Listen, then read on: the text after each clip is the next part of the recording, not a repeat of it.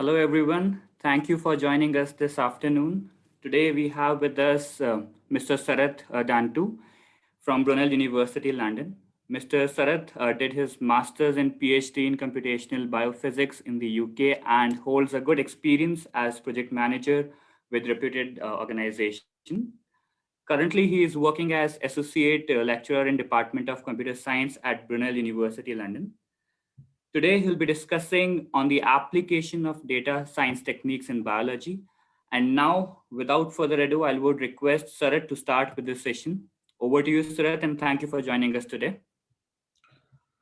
Thank you very much for the invite, which allows me to share a bit of my research.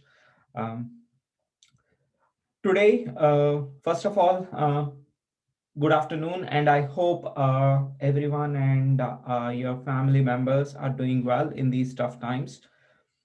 Uh, in this session, what I would like to focus on is how we can apply data science techniques in biology.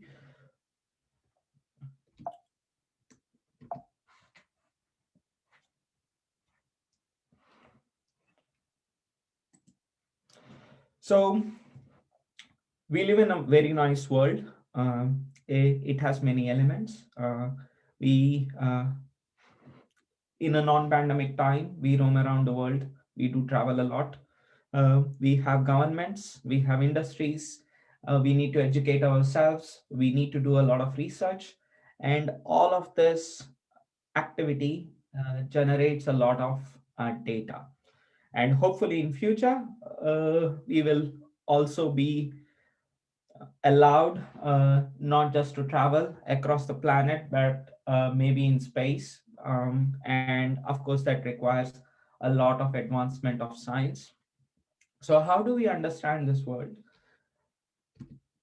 We understand this world in form of numbers, and another way of representation is strings, as we programmers like to call them. So either it is through characters or through numbers. And this information uh, is very dear to us when it is in clear structured format. We are really lucky if we get it in that representation. But um, it also has a step of that's why a step of data cleaning and formatting. But let us assume that we get this data in form of um, clear structure with no missing values. So we understand the world, again, to reiterate, in forms of numbers and characters, and somehow we need to understand it. And how do we understand it? Is again, we represent it through characters and numbers. We run analysis, apply some mathematical techniques. Sometimes we call it statistics, um, represent it through graphs. And then slowly we are able to build a model of the world.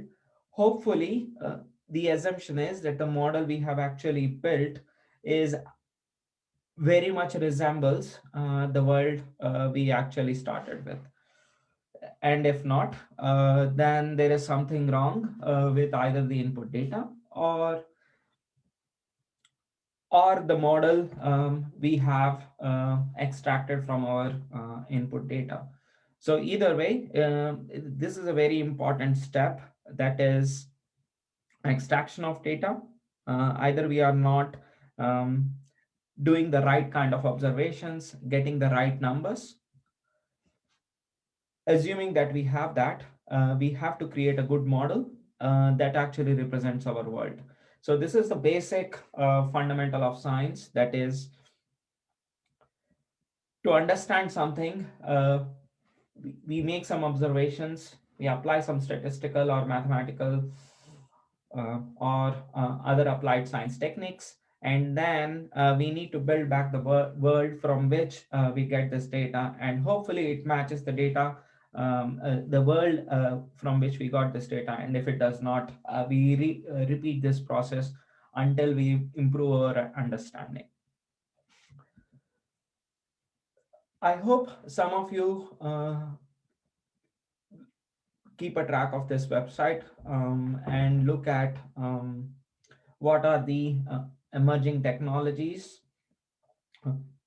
and based on analysis of things that are happening in 2020, um, self-supervised learning, generative adversarial networks, um, DNA-based chips, a lot of explainable AI are some of the emerging technologies that hopefully will ease our life and also help us explain how the world is to us.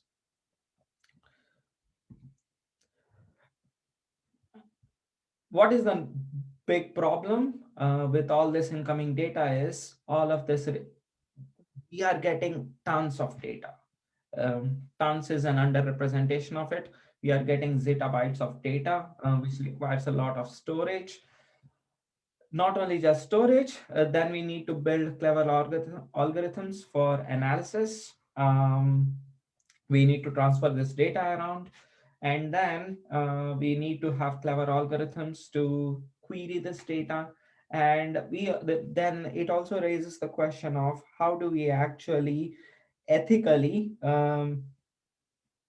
treat this data.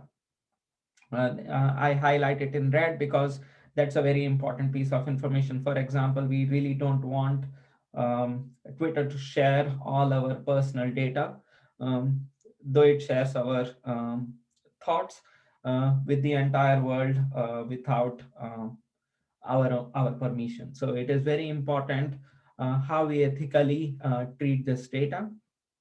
So, and we store this data in large data centers or in local data storage servers. Now, how does this translate to biology? Well, how can we represent biology? Or let us take example of a human being. Human being can be understood, at least that's the assumption, that we can understand a human being from their DNA. What is DNA? DNA is a large molecule which consists of several billion nucleotides. How can they be represented?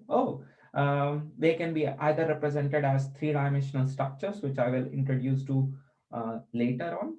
But there is another way of representing data. I told you about numbers, but we can also represent a DNA as set of characters. And though when you look at it first, it looks quite meaningless, but it is a series of characters that contains a lot of information. So what kind of information does DNA store? So you have the DNA, and then this DNA codes for, that is, it tells the cell what kind of proteins a particular cell has to produce for the survival of the organism. So how many proteins do we have in the human body? So each cell in our human body can generate from anywhere between 80,000 to 400,000 protein molecules. Each of these protein molecule is different. It has a different biological function. Why do we need to understand them? Well, to understand how an organism actually survives, we need to understand how proteins actually perform all the necessary biological functions inside the cell to keep the organism alive. So we are all now familiar with the SARS CoV-2 virus. In contrast to human beings, it has only 29 proteins, which it requires all of those 29 proteins to carry out its life purpose, that is simply replicate itself in a host organism. Unfortunately, it is us. So how can we represent proteins? You might, if you have not done any biology class, you might think, hey, this is something that might be squishy, or something related to dissection, or something else. It is nothing like that. You can understand a protein again through a set of characters. That would be its sequence.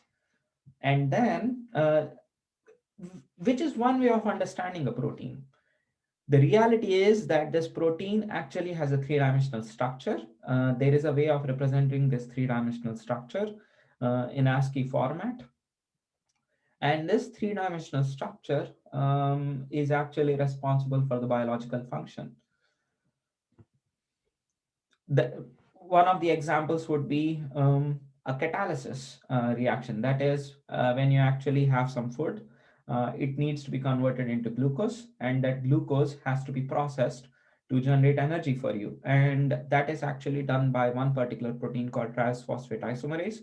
So that is basically a reaction where glucose, through series of actually not just one, but 10 proteins, is converted into ATP molecule, which gives us energy. So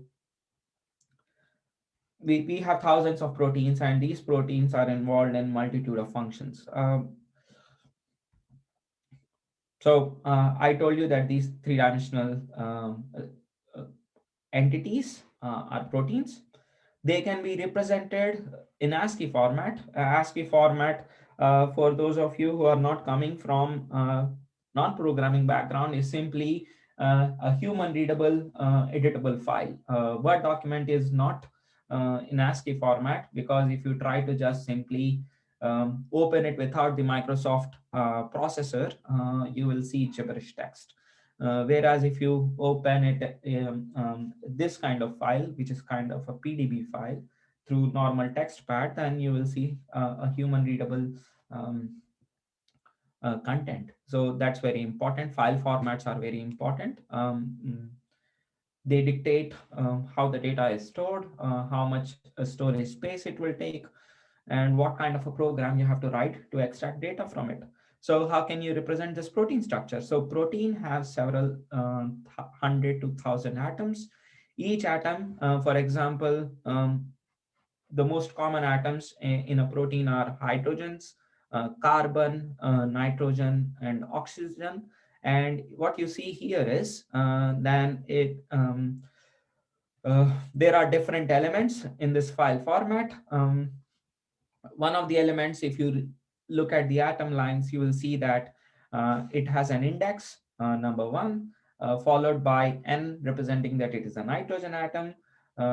What follows after represents the amino acid. Doesn't matter much for our discussion, but what is important are the three-dimensional coordinates, that is the XYZ coordinates, specifying the position of this nitrogen atom in a three-dimensional plane. That's very, very important. And you have these XYZ coordinates for all the atoms that are present in the protein. So this file can be read by a software called PyMol or VMD, which are visualizing software, graphics software, and they convert this file into that nice blue structure on the left. So this is how we can understand proteins that are present in all the cells in our body or in any other organism of our interest. A little bit of facts. So the first person to actually figure out how to get the three-dimensional coordinates of a protein using a technique called X-ray crystallography was Sir John Kendrew. He was awarded a Nobel Prize for this in 1962. There are different techniques that you can use to solve the three-dimensional structures of protein. And what you see here is a protein called myoglobin. And how many structures do we have so far in publicly available databases is close to 200,000. The number of structures being deposited is increasing exponentially through different techniques. What are these techniques? Not important, but this data is available to us, to everybody. This is open source data. That's again something very important. Open source means data that is freely accessible to anyone, and it is not behind any kind of paywall. And what is the size of these proteins? These are the size of the proteins can vary from few nanometers, that is the unit of measurement that we use, containing few hundred residues, to few hundred thousand residues, which can be a very large protein like a ribosome molecule, shown in pink. It looks very complex, but again, you can represent it in the three ASCII format that I have shown you earlier. These proteins,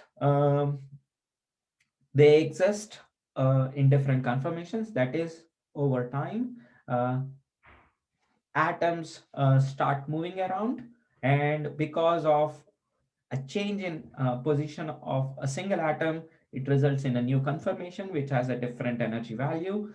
And the neat thing is you can calculate what is the probability of a particular conformation based on a particular energy, uh, a- um, uh, a- having a particular energy value. Um, uh, all of this comes from statistical thermodynamics. Um, and all of this is very important to understand how proteins actually work. So what I have told you is that atoms can move. Oh, how fast do they move?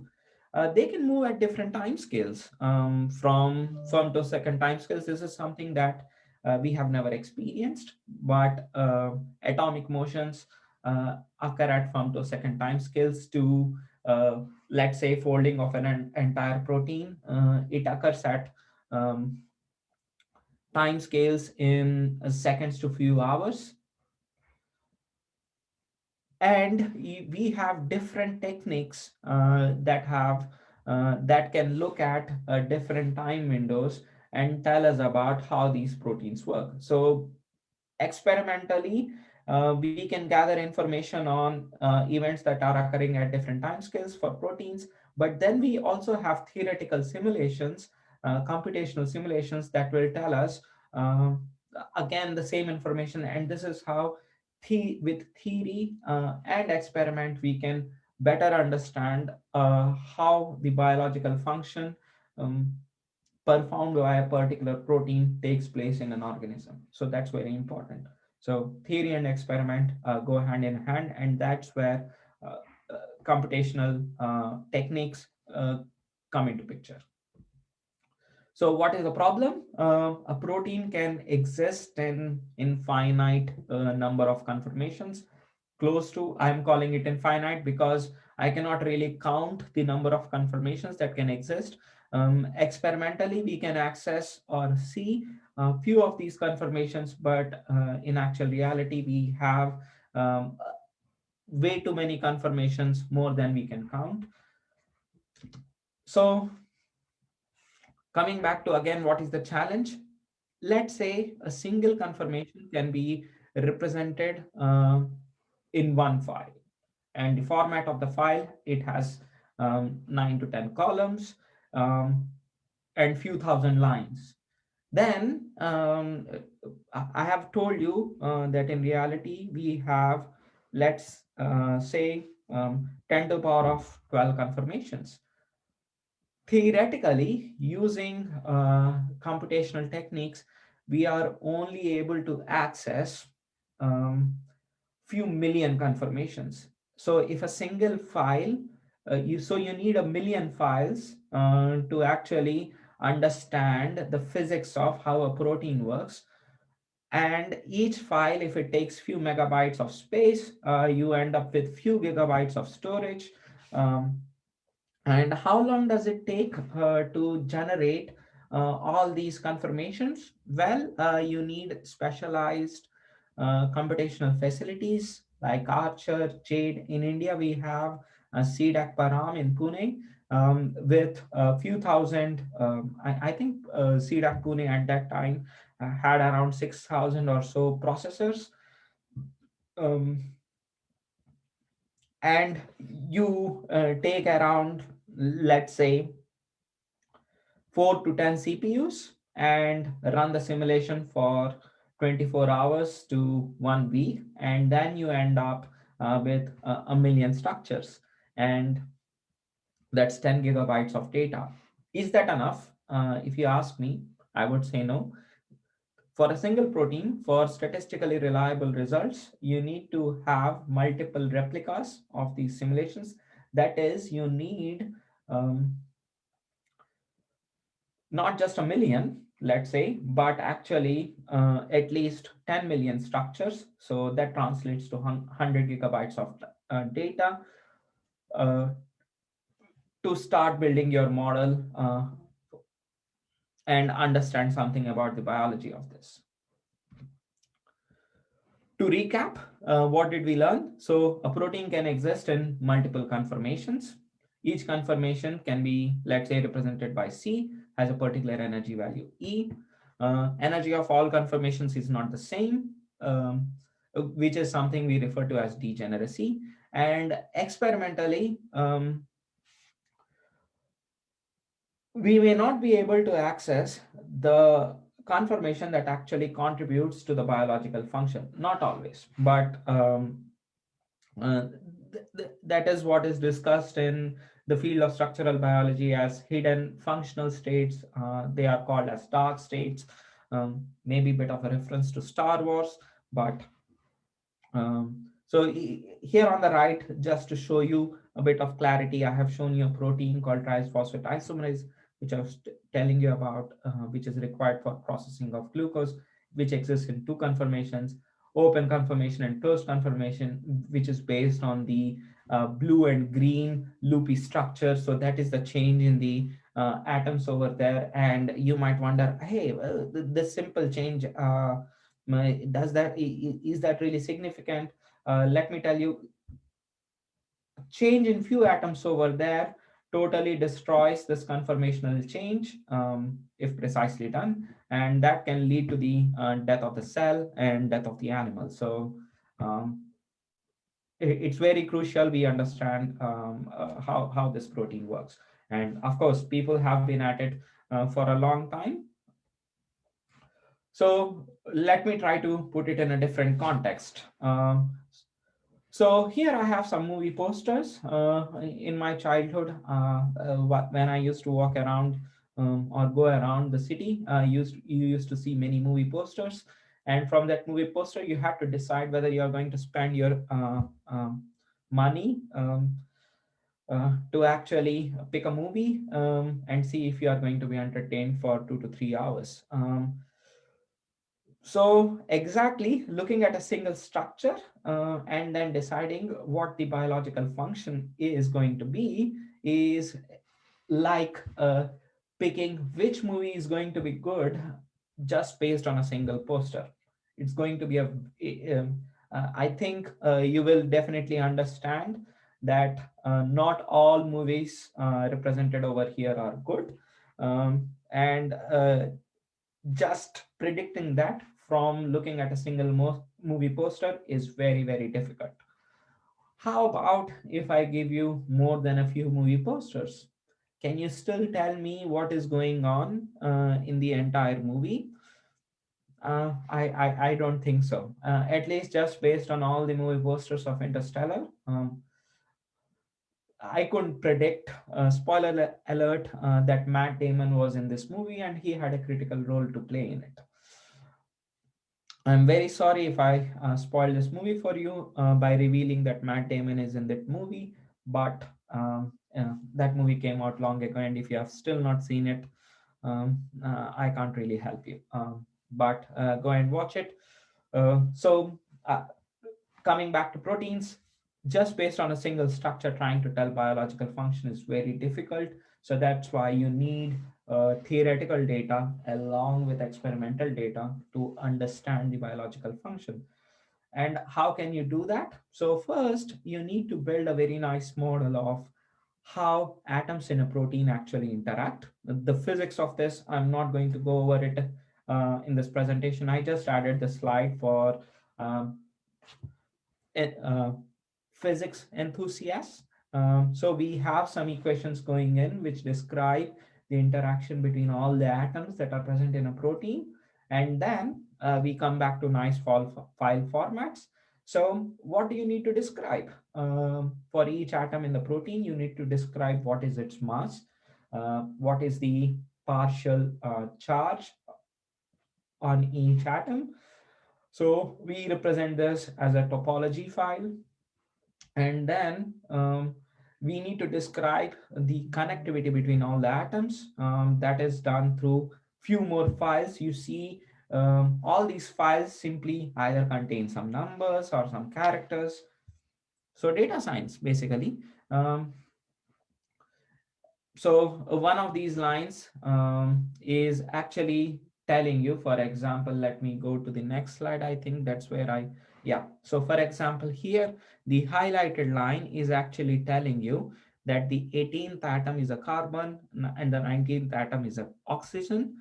And in the connectivity file, it is telling you that these two atoms are actually connected by a chemical bond.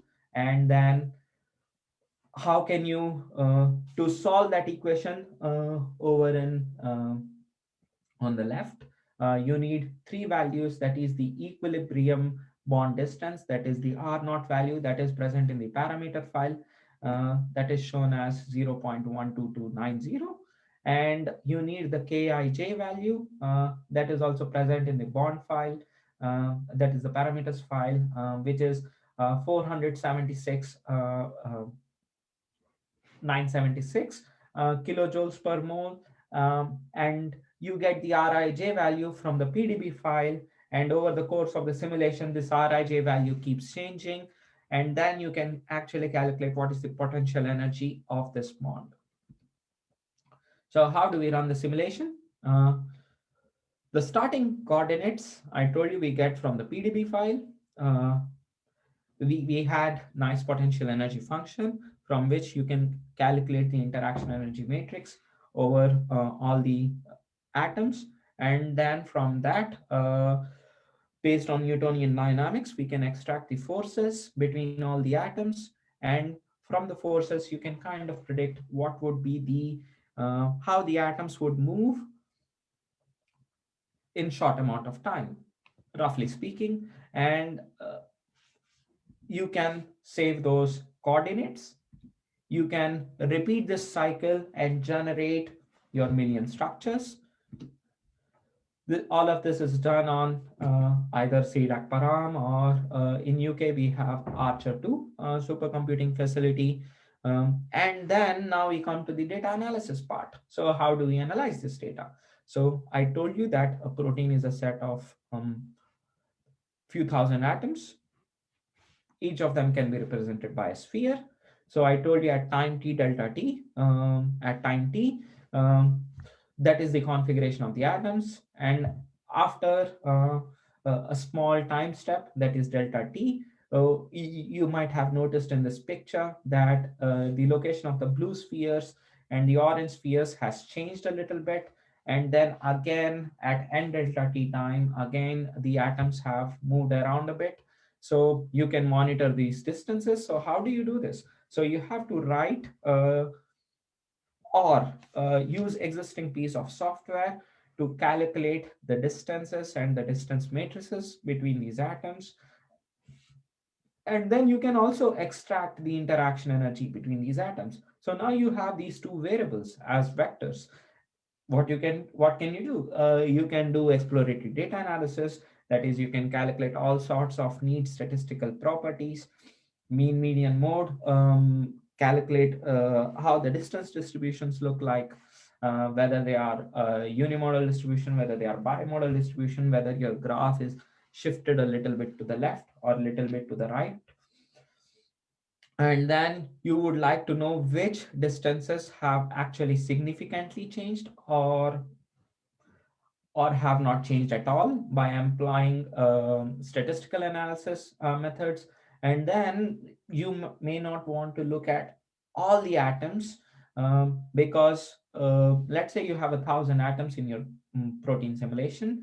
If you calculate a distance matrix, assuming that you are looking at only half the matrix, let's say I'm not even going to try to crunch that number. Let's say you are looking at 500,000 interactions. You not all the interactions would make sense, so you want to reduce the dimensionality of the data. So you want to employ dimensionality reduction methods, And then after all this, you might be actually interested how on identifying, you have a million structures. How many of these structures are actually unique? Because in the end, all the million structures might look exactly the same. So you have to employ different type of clustering methods um, to identify how many type of structures you have in your data set. You can also employ Markov state models to identify, let's say you have identified 3 or 4 unique structures. You want to now understand how does this protein change between these 4 structures over the course of my simulation. So then you can employ Markov state model, calculate a probability transition matrix, and from that you can calculate all sorts of interesting things like transition rates, free energies, so all sorts of interesting properties that you can compare with experimental observables. And then you can write neat papers and maybe one day get a Nobel Prize. That's the idea. So how do we do this? We write either our own code, like a small code over there shown in Python, if some of you have recognized that, or we can use R for exactly this purpose. The language doesn't really matter. You can use Java. I would not recommend it for this purpose, but R or Python is something that we would like to teach. Um, in our masters, we focus on R. You also learn Python, and then during this journey, you will be employing different libraries coming either from, again, from Python or R.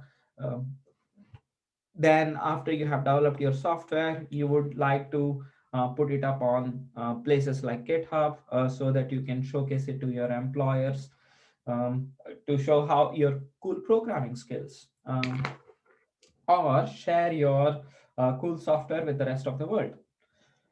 Uh, One example that I would really like to give you shortly is about progress made by DeepMind in the field of structural biology. That is, they came up with an artificial intelligence software called AlphaFold that could predict a protein structure just based on sequence. We have been at it, um, doesn't mean just me, but since 50 years or more, a lot of scientists coming from mathematics, physics, and chemistry have all tried to predict what would be a structure of a protein just from the sequence. And many people have made a lot of progress, but DeepMind have come up with a software, and we have to yet look at the details, but with very high accuracy. It's going to be really a landmark event in the field of structural biology. If that method works for a lot of the proteins, at least it does solve, even if it does really well for few proteins. It's a big landmark event. I encourage you to look at this particular blog post, and hopefully in future the article whenever it comes out. Then why do we need all this? One of the problems that you can, if at all you want to think about, is something that you might be aware nowadays is about antibodies. Antibodies are proteins. We have a very good representation over here in that picture, where all these antibodies, I think, are attacking a particular cell or a virus particle. I can't remember which one is that, but these antibody particles help our body identify a foreign pathogen in our bloodstream, and then so that our immune system can actually take care of it. And for that, you need to have antibodies. And for that purpose, we generally get vaccinated so that we are prepared in advance. And how many unique antibodies do we have? We have around 10 to the power of 16 to 10 to the power of 18 unique antibodies based on a recent estimate. And these antibodies are proteins. So if you want to understand how proteins actually work, you need to do experimental and theoretical studies on these antibodies. And given the number of unique antibodies we have, uh, it is going to take a long time unless we have a general principle of how they actually work. So we have a big problem at our hand to apply data science techniques to better our life. And with that, I hope I have convinced you that there is a lot you can do with data science techniques in biology, and hopefully that has generated some interest for you. And with that, I would like to stop for some questions, any questions that you might have. Thank you.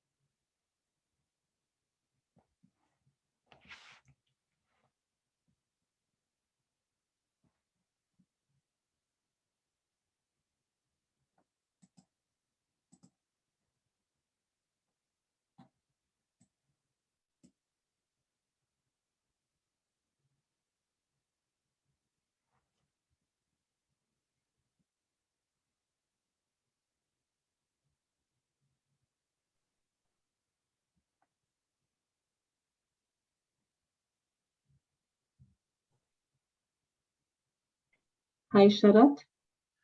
Hi. Hi. Sorry, I mean, I'm facing network issues. I just wanted to check. Are you continuing with the sessions, or? I'm done with my talk, and I'm just waiting if there are any questions. All right. I do not see any questions in the chat box. Can you please confirm if you received any direct message privately with any questions? None so far. I just received a hi. There was a question after it. Okay, fair enough. So I think there are no questions. So what we can do is probably we can just probably end the session, and if at all there are any questions, we will definitely divert it to you. Does that help? Thank you very much. So if there are any questions, I'm very happy to answer any emails. So thank you. Thank you so much, Sharath.